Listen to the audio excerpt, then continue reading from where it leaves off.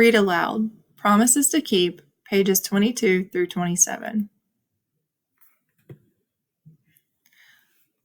After the Army, Dad worked for a year as a coach at Hudson-Tillotson College in Austin, Texas.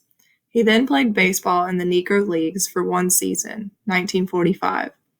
That was the only league open to an African-American ball player at the time. Between 1888 and 1947, black ball players were restricted to the Negro Leagues.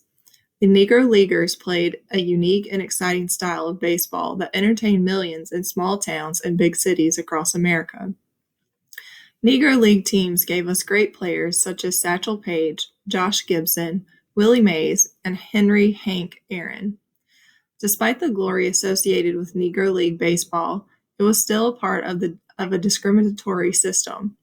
Major League Baseball had an unwritten policy that kept non-white players out of organized baseball.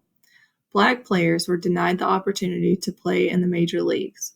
Salaries were lower in the Negro Leagues, the schedules were less structured, and when the teams traveled south, they were forced to follow Jim Crow laws. Because of its inequities, Dad questioned his future in professional baseball. Although my dad knew that black press, some liberal sports writers, and a few politicians were fighting for an end to Jim Crow baseball, he had little faith that it would happen in his lifetime.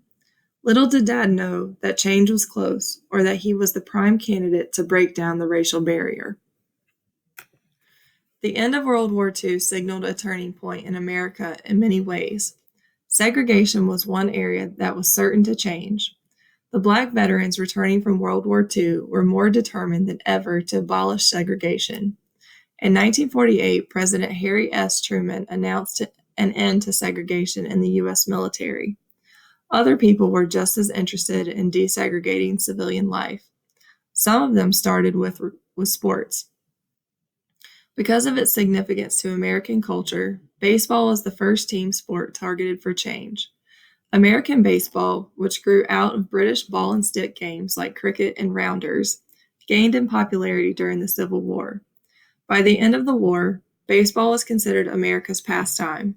It seemed to represent all that was considered good about America: democracy, teamwork, fair play, excellence.